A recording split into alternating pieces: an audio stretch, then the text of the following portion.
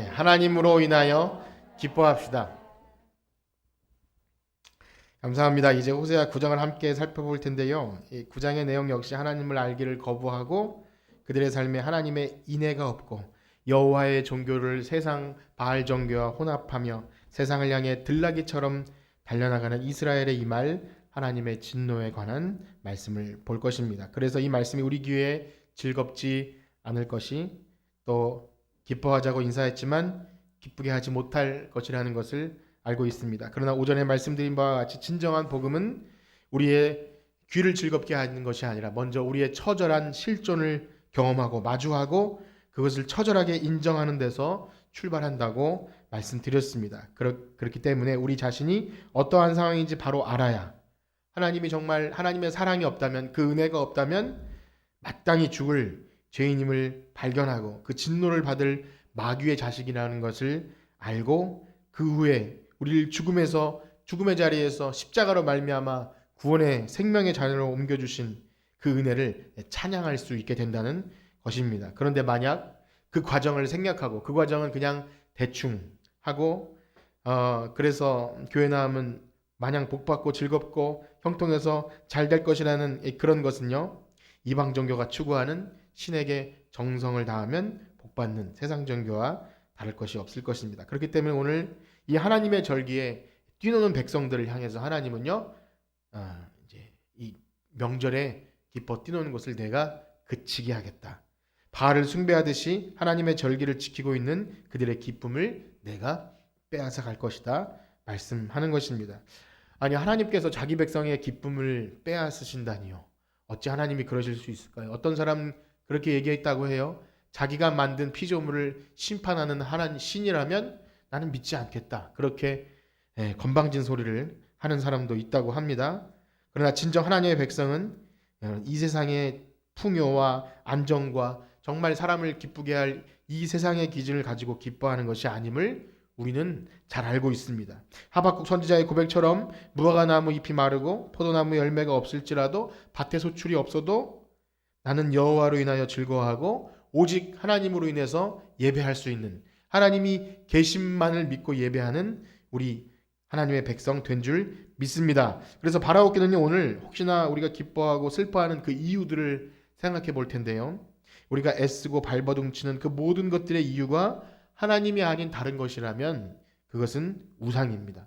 우리가 만들어낸 우상이에요. 우리 안에 있는 그 우상들을 발견하고 깨뜨려버리고 오직 하나님으로 인해서 즐거워하고 하나님께만 영광 돌리는 우리 모두가 되기를 간절히 축복합니다. 자, 호세아 9장 1절 2절 말씀 한번 같이 읽어보도록 하겠습니다. 호세아 9장 1절과 2절입니다. 시작. 이스라엘아, 너는 이방 사람처럼 기뻐 뛰놀지 말라. 내가 음행하여 내 하나님을 떠나고 각 타작마당에서 음행의 값을 좋아하였느니라. 타작마당이나 술틀이 그들을 기르지 못할 것이며 새 포도주도 떨어질 것이요. 하나님은요, 이스라엘 백성으로 하여금 지금 이방 사람처럼 기뻐 뛰놀지 말라. 이것을 이렇게 번역했지만 직역하면 그렇다고 합니다. 내가 너희의 기쁨을 빼앗아 버릴 것이다. 너희들 지금 기쁘게 뛰놀았지? 이방 사람들처럼 뛰놀았지? 내가 그 기쁨 다 빼앗아 버릴 거야. 왜냐?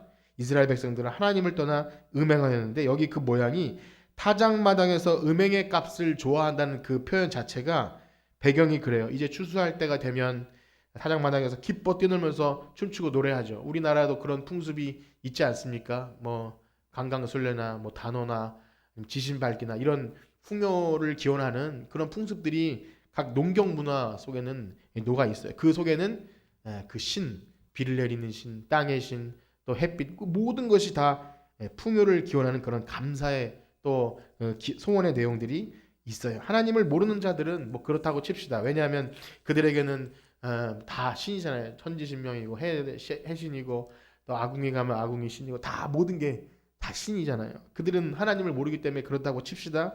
근데 이스라엘 백성에게는 이게 완전히 차원이 다른 문제예요. 특별히 당시에 가나안의 바알 숭배 신앙은요, 벌써 여러 번 이 호세아를 통해 말씀드렸지만 말하기도 민망한 그런 남신과 여신이 풍요와 다산을 위해서 이렇게 성적인 관계를 잘 맺으면 우리도 즐거워질 것이다 하고 그런 제의적 행사에 그런 음란함이 들어 있었다는 거예요. 그래서 하나님은 신명기에 구석구석 너희들 가나안 땅에 가면 거기선 음란하지 말라고 하면서 뭐 하체를 범하지 말라라든지 뭐 이렇게 근친상간 등등 이렇게 좀 뭐라 이것까지 기록할 필요가 있을까 싶을 정도로 그런 음란을 금하는 표현들을 담고 있는 것은 그 가나안의 문화가 그랬다는 것입니다. 그러나 정말 이 못된 짓은 빨리 배운다고 그러나요? 그것이 좋아 보였던 것인지 그렇게 음란하게 신을 숭배하는 모습이 그 여호와를 섬기는 이스라엘 백성 속에 막 이렇게 스며들어서 오전에도 그랬지만 금송아지를 놓고 막 춤추는 그러한 모습들, 그 다음에 여기서 춤추고 기쁘고 풍요와 다산을 위해서 타작마당에서 그 음행의 값을 좋아했다. 그러니 하나님이 그들을 어떻게 하신다고 하죠? 우리 3절과 4절 읽어보겠습니다. 3절과 4절입니다. 시작. 그들은 여호와의 땅에 거주하지 못하며 에브라임은 애굽으로 가 아수르에서 더러운 것을 먹을 것이니라. 그들은 여호와께 포도주를 부어 드리지 못하며 여호와께서 기뻐하시는 바도 되지 못할 것이라. 그들의 재물은 애곡하는 자의 떡과 같아서 그것을 먹는 자는 더러워지나니 그들의 떡은 자기의 먹기에만 소용될 뿐이라 여호와의 집에 드릴 것이 아님이니라. 아멘. 이 너무나 무시무시한 말씀입니다.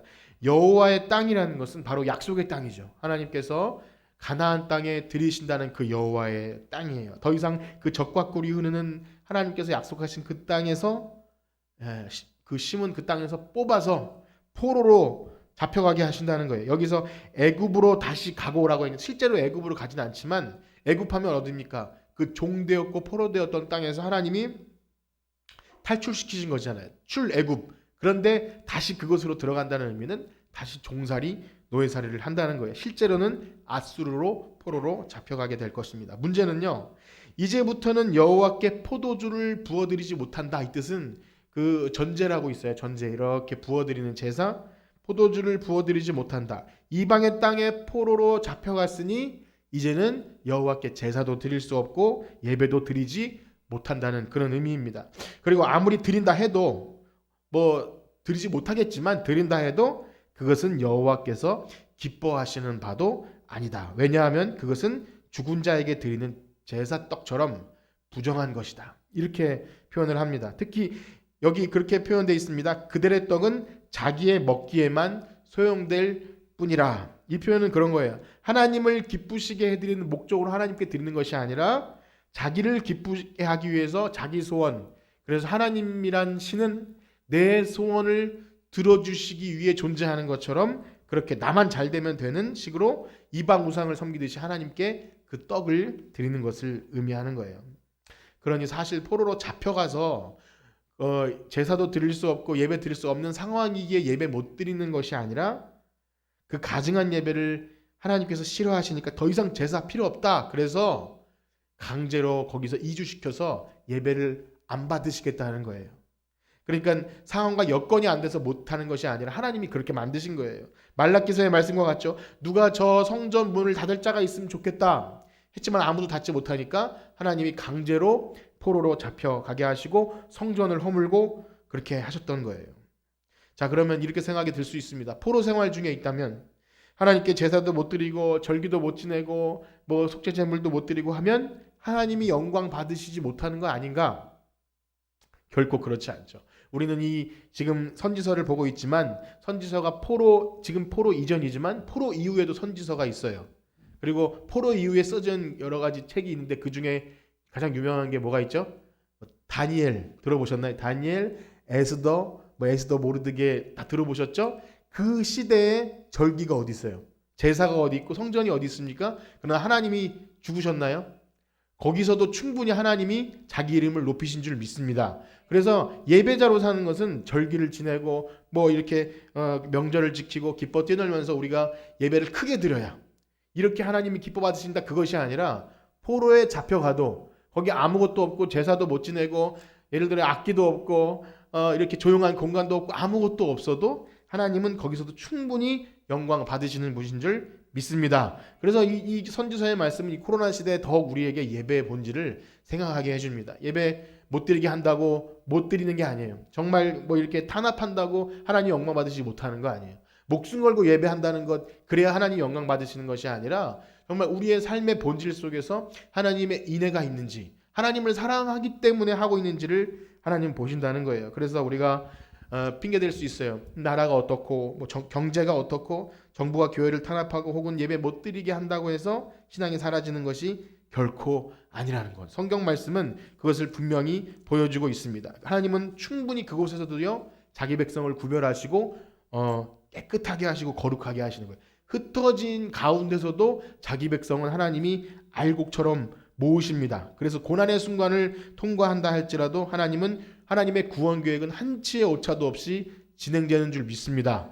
그래서 우리가 어려운 시기를 지날수록 더 깨어 있으셔야 돼요. 우리가 알곡인지 아닌지를 스스로 생각하면서 말씀에 집중하고, 그렇지 지금 이렇게 시대가 어렵다 해도 아까 집사님 기도한 것처럼 핑계대고 원망하고 탓하다 보면 하나님이 말씀하시는 바를 느끼지 못해요. 하나님이 지금 이 시대에도 우리에게 말씀하시는 것을 더 민감하게 반응하시는 여러분들 되길 축복합니다. 자, 이러한 이스라엘 백성을 흩으시고 포로로 잡혀가게 하시고 제사도 없고 절기도 없고 이런 상태에 이를 때 하나님은 이스라엘 백성들에게 약간 비웃으시듯 이렇게 말해요. 야, 너희들 이제 명절도 없고 절기도 없으니까 어떻게 하나 보자. 너희 무엇 할래? 이렇게 물으시지만 이스라엘 백성은요 하나님께 돌아가는 것이 아니라 이 시국을 다른 것을 통해 해결해 보려고 한 것 같습니다. 우리 5절과 6절 말씀을 한번 읽어보겠습니다. 5절과 6절 시작. 너희는 명절날과 여호와의 절기의 날에 무엇을 하겠느냐? 보라, 그들이 멸망을 피하여 할지라도 애굽은 그들을 모으고 노분 그들을 장사하리니 그들의 은은 귀한 것이나 찔레가 덮을 것이요 그들의 장막 안에는 가시덩굴이 퍼지리라. 그렇죠. 지금 하나님이 그렇게 물으십니다. 야, 너희들 명절날과 여호와의 절기에 어떻게 뭐 할 게 있겠니? 그러나 그 못하는 상황 때문에 하나님께 돌아오는 것이 아니라 그거를 피하기 위하여 애굽으로도 가보고, 여기 이 노비라는 표현은 애굽을 뭐 표현하는데 미츠라임이라고도 하고 여기는 노비라고 하는 그 애굽의 한 장소가 있는데 이런 말이 있어요. 애굽의 공동묘지가 있는 그런 좀 저주받은 그런 의미가 있는 땅을 노비라고 합니다. 그러니까 도망갔지만 거기가 너희들의 무덤이 될 것이다. 이런 좀 무서운 표현이 있는 거예요. 그들이 귀히 여겼던 은은 가시 찔레가 덮을 것이고 장막 안에는 가시덩굴이 퍼지게 될 것이다. 도망가고 내 은신처, 내가 귀하게 여기던 물질 이것 가지고 살 줄 알았지만 거기에 찔레가 있고 가시덩굴이 있게 될 것이다. 그렇습니다.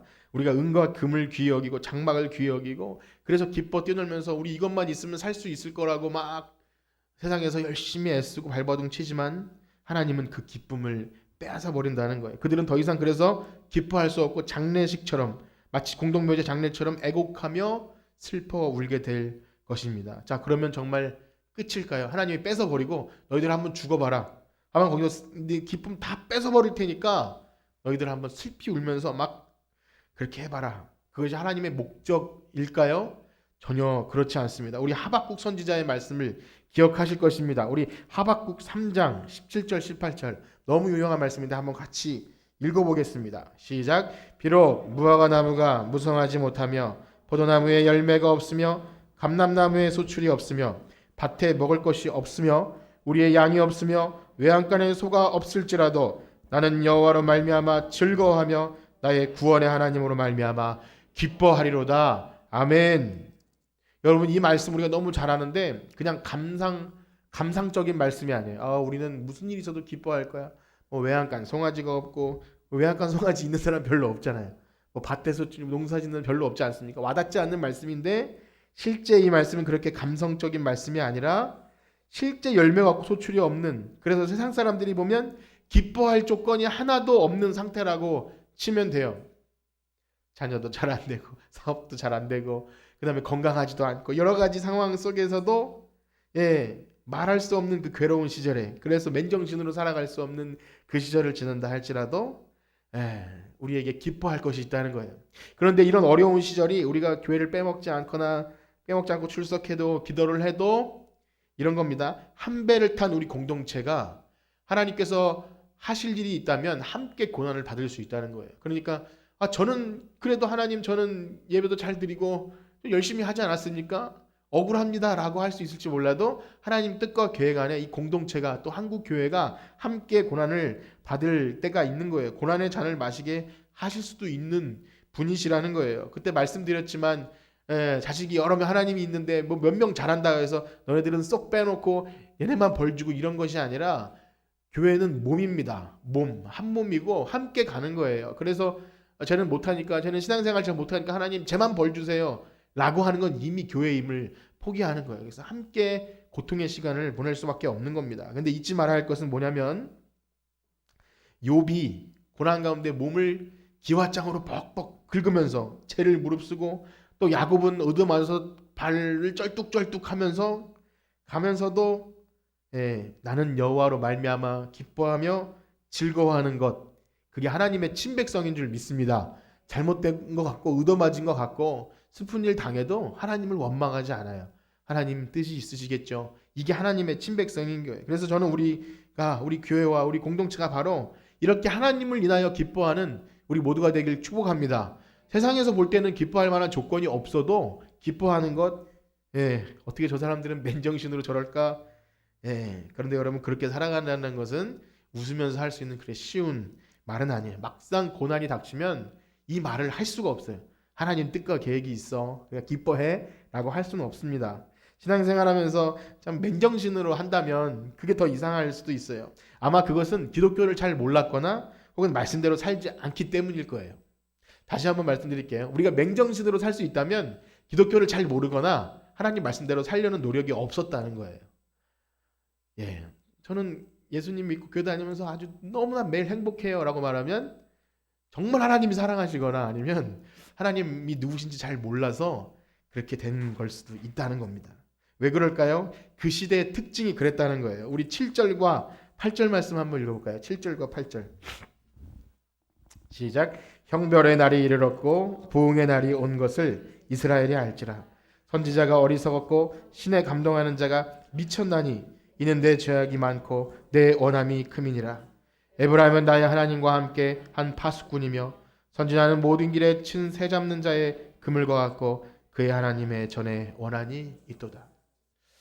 이 말씀을 읽으면 약간 고개를 좀 갸우뚱합니다. 왜냐하면 선지자가 어리석었구나, 신에 감동된 자가 미쳤구나, 정말 나라가 미쳐 돌아가니까 선지자도 미쳐 돌아가는구나, 그렇게 생각될 수밖에 없고 또 그렇게 해석하기도 하더라고요. 그런데 그 해석이 여러 가지가 있는데 그 말이 아닌 것 같아요. 우리 쉬운 성경에 이렇게 번역이 되어 있는데 한번 그 부분을 쉬운 성경으로 한번 읽어보겠습니다. 우리 화면에 보면 이렇게 또 쉬운 성경이 있는데 한번 같이 읽어보겠습니다. 시작. 이스라엘아, 이것을 알아두어라. 심판의 때가 이르고 내 죄값을 치를 때가 왔다. 너희의 죄가 너무 많고 미움이 너무 커서 너희는 예언자를 바보라고 생각하고 하나님의 영을 받은 사람을 미쳤다고 말한다. 예언자는 나의 하나님을 위해 에브라임을 지키는 파수꾼이었지만 그가 가는 모든 길에 덫이 놓여 있었고 하나님의 집에서조차 예언자에게 증오를 품었다. 이렇게 읽으면 완전히 내용이 달라지죠. 뭡니까? 야, 지금 좋은 소리를 해도 모자를 파네. 어디서 부정타게 심판, 저주, 미쳤네. 저게 무슨 선지자야. 입을 다물게 해라. 더 이상 설교하지 못하게 해라. 이것이 지금 이 시대의 특징이었다는 거예요. 미쳤네, 미쳤어. 정신이 지금 완전히 미쳤네.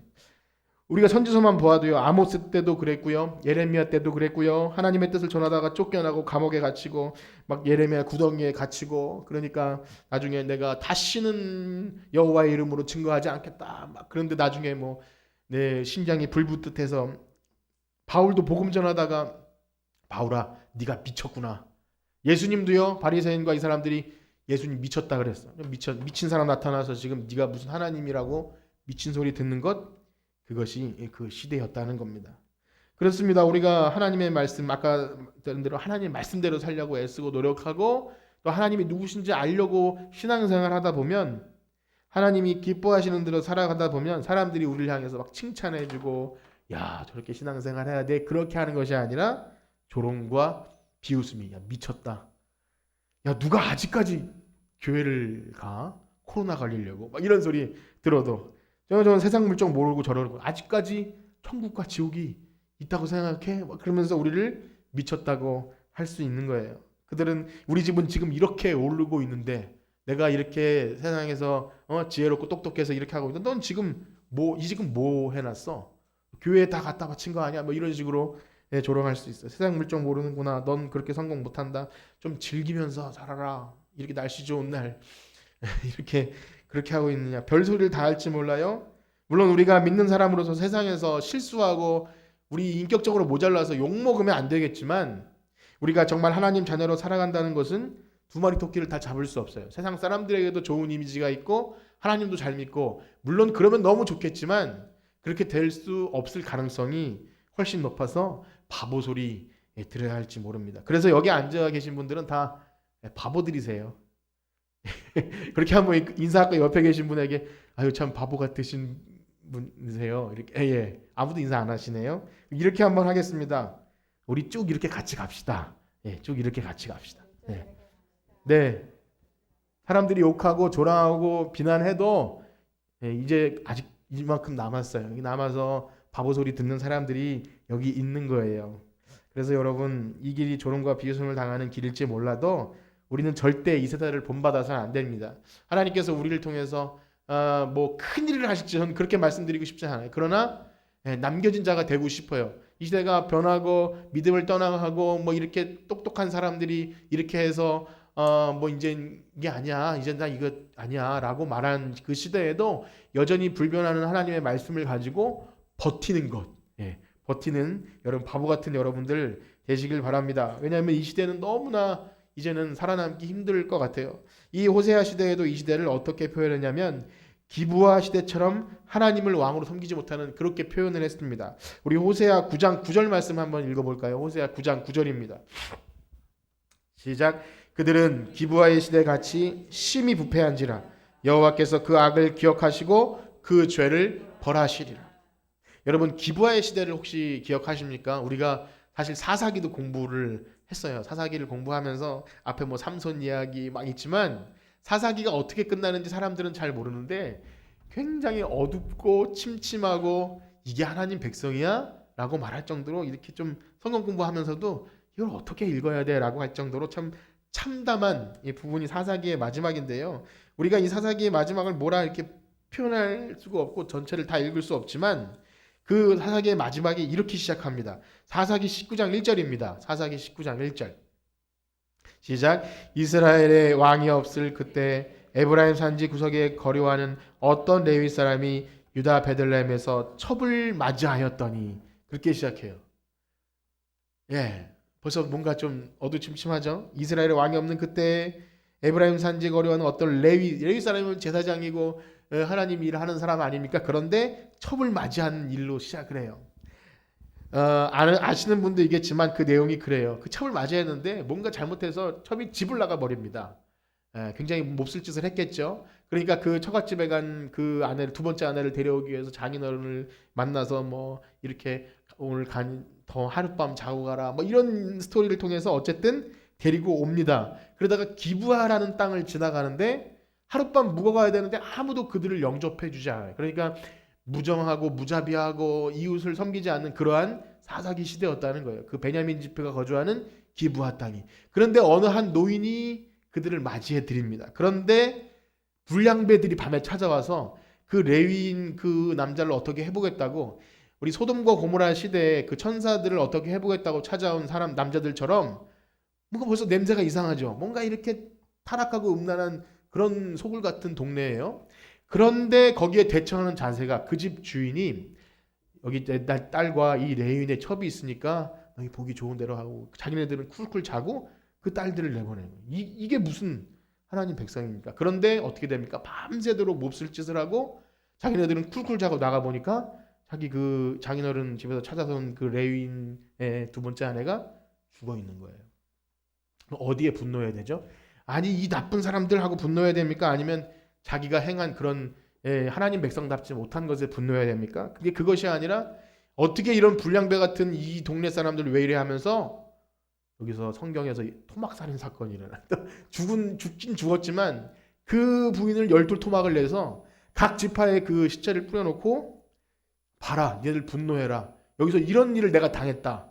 그래가지고 온 이스라엘의 동족 상잔에 비극이 일어납니다. 그 가정의 일과 그 동네의 일로 인해서 제가 짧게 말씀드렸지만 사사기가 그렇게 끝난다는 거예요. 뭐 사사기 삼손 이야기 뭐 그런 일로 그냥 뭐 이렇게 용사 이야기로 끝나는 게 아니라 이스라엘의 왕이 없는 그때 그렇게. 그래서 어떻게 마무리될까요? 사사기 21장 25절 말씀 한번 읽어보겠습니다.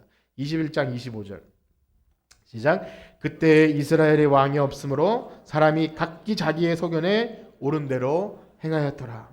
그런 거예요. 바로 지금 이 시대가 기브아 시대처럼 하나님께 범죄한 시대가 되었다. 하나님을 떠나 간음하는 이스라엘 백성이 살던 시대를 기브아 시대로 비교하고 있는 거예요. 그런데요, 하나님께서 지금 여기 뭐 레위인의 첩 얘기도 나왔고 그 집 딸 얘기도 나왔지만 하나님이 이스라엘 백성을 얼마나 사랑하셨는지 우리 10절 말씀을 한번 읽어보겠습니다. 9장 10절 말씀.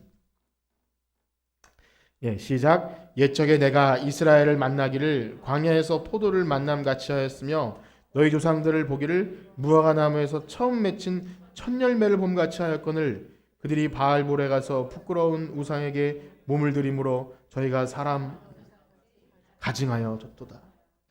너무나 이게 슬픈 표현이에요. 하나님이 자기 마치 귀한 오기야 금이하는 외동딸 같이 여기 광야에서 포도나무를 어떻게 만나요? 만나면 완전히 너무나 귀한 알뜰살뜰한 무화과 나무. 마당에 무화과 나무가 있는데 무화과 나무는 쥐면 터져요. 쥐면 터질 쌀 이렇게 좀만 지나면 썩어서 새들이 다 쪼아. 그래서 아주 귀하고 해야 먹을 수 있는 하나님께서 자기 백성을 귀한 딸처럼 그렇게 길렀는데 가서 처참한 걸 당한 그런 너무나 슬픈 얘기를 하고 있는 것입니다. 그러니까 그냥 대충 뭐 자식은 다 대충 키울 수는 없지만 너무나 귀한 너무나 아름답고 귀한 딸을 이렇게 키웠는데 막 그렇게 돼버린 너무나 슬픈 표현입니다. 그래서 이러한 하나님을 왕으로 모시지 않고 자기 소견대로 옳은 대로 산 하나님이 복을 주시는 것이 아니라 헛된 우상에게 제사하며 풍요와 다산을 기원하는 그 민족을 어떻게 하신다고 말씀하시나요? 우리 그 부분을 좀 읽어보겠습니다. 11절에서 14절입니다. 시작. 에브라임의 영광이 새같이 날아가리니 해산하는 것이나 아이베는 것이나 임신하는 것이 없으리라. 혹 그들이 자식을 기를지라도 내가 그 자식을 없이 하여 한 사람도 남기지 아니할 것이라. 내가 그들을 떠나는 때에는 그들에게 화가 미치리로다. 내가 보건대 에브라임은 아름다운 곳에 심긴 두로와 같으나 그 자식들을 살인하는 자에게로 끌어내리로다. 여호와여 그들에게 주소서. 무엇을 주시려 하나이까? 아이베지 못하는 태와 젖없는 유방을 주시옵소서. 진짜 이렇게 간구했다기보다 하나님께서 슬픈 마음을 표현한 건데 사람들은 그랬죠. 풍요와 다산의 신 바알과 아세라나 거기서 기원했던 게 풍요로운 삶, 많은 자녀. 그때는 자녀가 재산 아닙니까? 그래서 복받은 증거는 많은 자녀를 낳는 거예요. 그런데 그 기원을 비웃기라고 하듯이 하나님은 이스라엘 민족의 태의 문을 닫아버리신다고 그렇게 말씀하시죠. 사실 태의 문이 닫힌다는 것은 육신적으로 애를 낳거나 못 낳거나 그것도 맞지만 영적인 의미로는 미래가 없다는 거예요. 더 이상 자녀를 낳지 못하는 미래가 없는 민족이 되어버리는 거예요. 실제로 육체적으로 자식이 없는 것도 문제이지만 그들이 추구했던 풍요와 다산, 물론 오늘날로 말하면 잘 이해가 안 될 수 있는 다산, 그러나 그때는 그게 최고의 가치라고. 그러니까 오늘날로 말하면 30억짜리 집을 가진 그 정도의 풍요로움이라고 칩시다. 그 정도의 것을 하나님은 다 막아버리시겠다. 하나님 없는 자처럼 이렇게 자신들만 알고 무정하며 잔인한 기부와 같은 시대에 하나님은 더 이상 복을 주지 않겠다. 대가 끊어지겠다 말씀하시는 거예요. 저는 지금 우리가 이 말씀 보면서 우리가 이 말씀을 어떻게 적용하지? 우리가 기부와 시대처럼 그 정도는 아니지 않나라는 생각이 들었어요. 그래서 우리는 기부와 사람처럼 그러니 회개합시다라고 말하기도 조금 억지스러운 면이 있는 것 같아요. 막 성적으로 타락하고 전쟁을 일으키는 그런 사람들은 아니지 않나 생각해 봐요. 그런데 그렇게 생각할 때 이 말씀을 우리에게 적용하는 것이 아니라 그래서 저 악한 사람들에게 적용하는 것이구나. 저는 맞아. 세상에 너무나 잔인하고 이런 사람들은 회개해야 돼. 그런데 잘 생각해 보면 기부와 시대의 특징이 아까 전에 두 번 읽은 그 19장 말씀과 21장 말씀에 뭐라고 그렇게 강조하죠? 왕이 없어서 자기 소견에 옳은 대로 살았던 사람들이에요. 그러니까 어떤 의미냐면 우리도 우리의 삶에 아주 지금 최악은 아닐 수 있어요. 우리가 좀 범죄를 한다 해도 소소한 좀 미워하고 조금 이렇게 남을 아프게 하고 뭐 요 정도죠. 막 진짜 막 간음하고 아니 사람을 죽이고 전쟁하고 이런 건 아닐지 몰라도 이런 겁니다.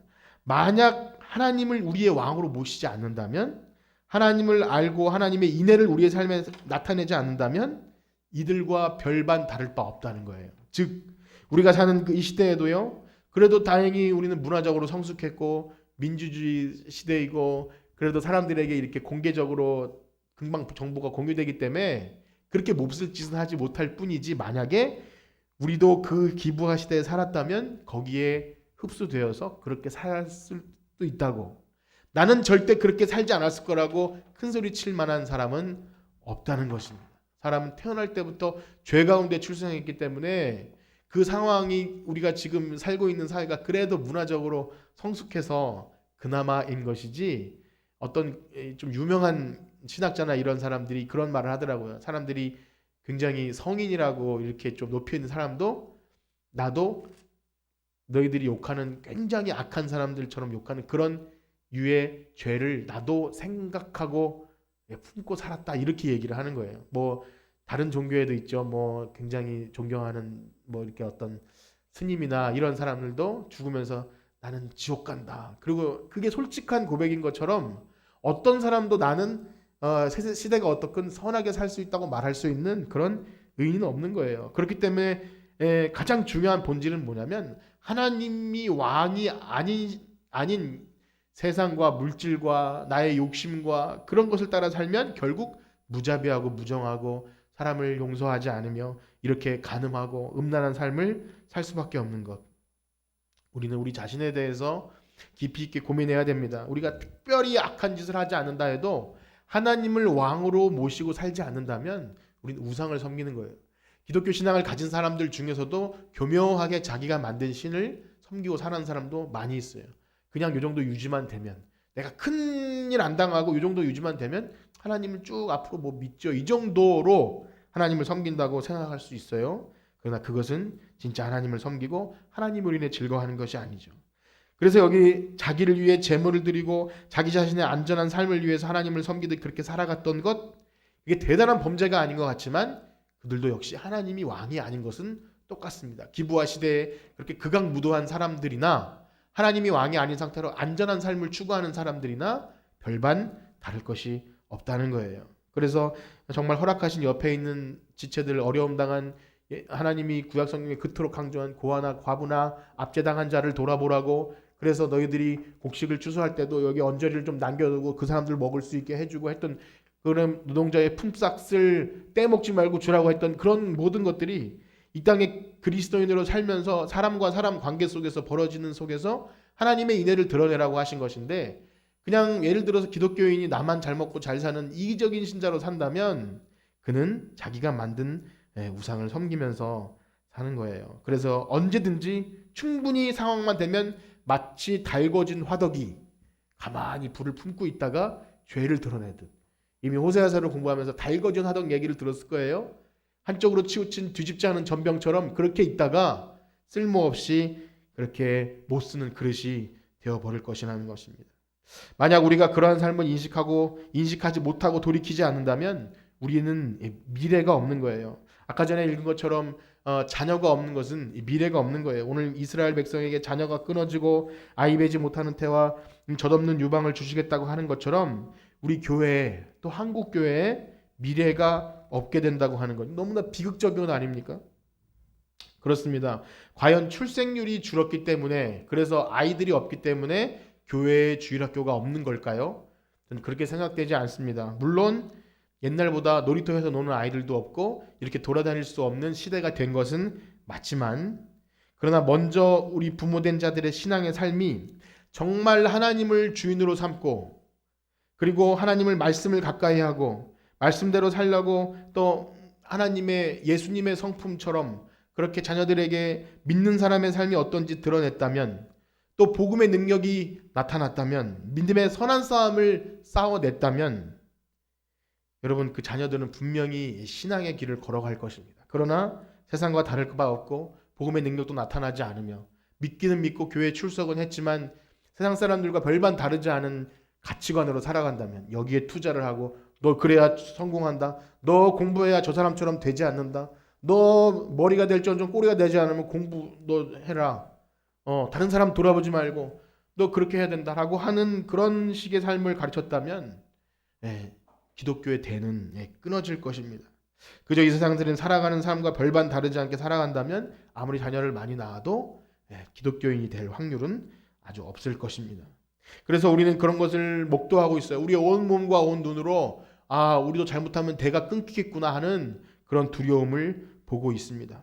그러므로 오늘 말씀을 듣고 우리는 깊이 생각하셔야 됩니다. 여러분 오늘 무엇으로 인해 기뻐하십니까? 우리가 기뻐하는 것, 삶의 의미를 두고 원동력이 되는 것이 무엇인지를 곰곰이 생각해 보시기 바랍니다. 내가 일상의 삶에서 막 좋아하고 박수치고 깔깔거리는 것, 아니면 막 기분 상하고 애들한테 소리 지르고 막 화나고 하는 그 원동력이 뭔지 생각해 보십시오. 그것이 여러분의 우상일 수 있다는 것입니다.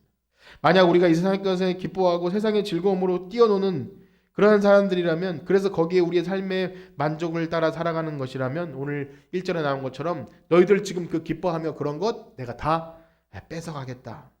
그러나 여러분 정말 택한 백성은요, 우리가 찾던 그런 기쁨 맛보지 못합니다. 세상 사람들처럼 흉내하면서 우리도 거기서 기쁨 얻을까 하고 꼭 들나귀처럼 헐떡거리면서 쫓아가도 거기선 실패의 경험을 하셔야 돼요.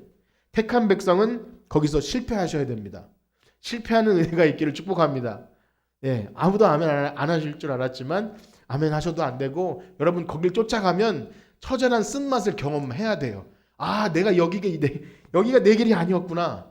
그러면서 결코 거기가 아닌 것, 그래서 수심이 가득해야 돼요. 어떤 집사님을 만났는데 수심이 가득해요. 집도 굉장히 좋아졌고 차도 너무 좋고 월급도 재택근무에도 잘 나오는데 얼굴에 수심이 가득해요.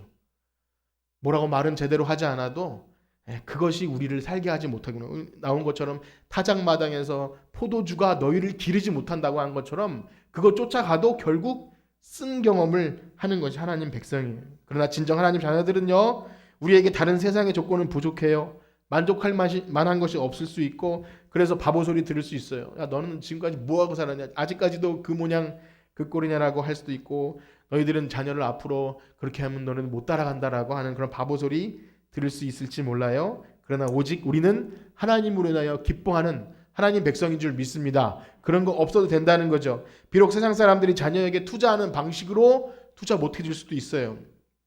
만약 우리 먼저 된 부모님들이 그것 없어도 하나님 제일 신앙, 말씀대로 살면 끝내 성공한다. 지금 너가 이기적인 혹은 뭐가 약간 세상 사람들이 앞서가는 그런 것 지금 못 경험한다 할지라도, 예전에 어떤 분이 그런 얘기를 하더라고요. 지금 당장 예배 못 드려도 만약에 서울대 갈 기회가 있으면 그거 하라고, 그렇게 되게 당당하게 얘기하는 어떤 학원하는 집사님이 있었어요. 그래서 되게 영리한 생각이긴 해요. 서울대를 가야 간증도 하고 교회 다닐 때 더 저분은 신앙도 좋고 서울대도 간다고 할 수 있지 않습니까? 두 마리 토끼 못 잡는다 그랬죠? 물론 게을러서 공부 못해서 못 가는 건 어쩔 수 없지만 우리의 기준이 그것이 되어서는 안 됩니다. 다만 우리 아이들에게, 자녀들에게 하나님 백성으로 사는 것이 진짜 그게 우리가 하나님 백성은 공부 못해도 돼. 우리 공부 잘하는 아이들 없죠? 공부 못해도 돼. 그러나 너 말씀대로 살아. 너 오늘 큐티 했니? 이렇게 물어보는 거예요.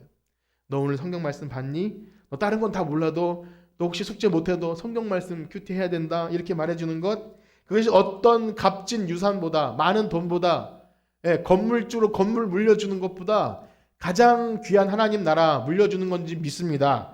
여러분 우리 옆에 계신 분과 이렇게 인사합시다. 우리에겐 미래가 있습니다.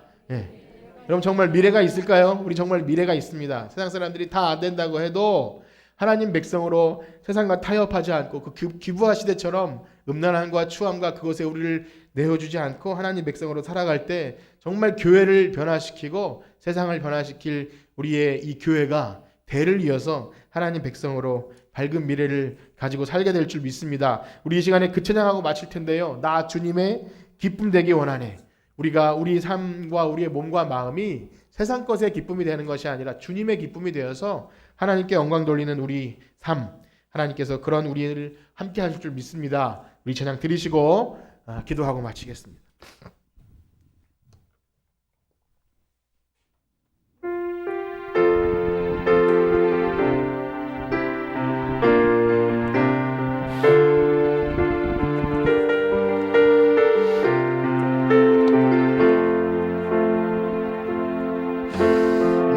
주님의 기쁨 되길 원하네. 내 마음을 새롭게 하소서. 내 마음을 새롭게 하소서. 새 부대가 되게 하여 주사. 새 부대가 되게 하여 주사. 주님의 빛 비추게 하소서. 주님의 빛 비추게 하소서. 아멘. 내가 원하는 한 가지, 내가 원하는 주님의 기쁨이 되는 것, 주님의 기쁨이 되는 것. 아멘. 내가 원하는 한 가지, 주님의 기쁨이 되는 것. 겸손히 내 마음 드립니다. 겸손히 내 마음 드립니다. 나의 모든 것 받으소서. 나의 모든 것 받으소서. 아멘. 나의 마음 깨끗게 하여 주사. 나의 마음 깨끗게 하여 주의 길로 행하게 하소서. 주의 길로 행하게 하소서. 아멘. 내가 원하는 한 가지, 내가 원하는 한 가지, 주님의 기쁨이 되는 것. 아멘. 내가 원하는 한 가지, 주님의, 우리 다시 한번 고백합니다. 나 주님의 기쁨 되기 원하네. 나 주님의 기쁨 되기 원하네. 내 마음을 새롭게 하소서. 내 마음을 새롭게 하소서. 아멘. 새 부대가 되게 하여 주사. 새 부대가 되게 하여 주사. 주님의 빛 비추게 하소서. 주님의 빛 비추게 하소서. 아멘. 내가 원하는 한 가지, 내가 원하는 한 가지, 주님의 기쁨이 되는 것. 아멘. 내가 원하는 한 가지, 주님의 기쁨이. 겸손히 내 마음 드립니다. 겸손히 내 마음 드립니다. 나의 모든 것 받으소서. 나의 모든 것 받으소서. 아멘. 나의 마음 깨끗게 하여 주의 길로 행하게 하소서. 주의 길로 행하게 하소서. 아멘. 내가 원하는 한 가지, 내가 원하는 한 가지, 주님의 기쁨이, 주님의 기쁨이 되는 것. 내가 원하는 한 가지, 주님의, 내가 원하는 한 가지, 주님의 기쁨이 되는 것. 내가 원하는 한 가지, 주님의 기쁨이 되는 것. 아멘. 내가 원하는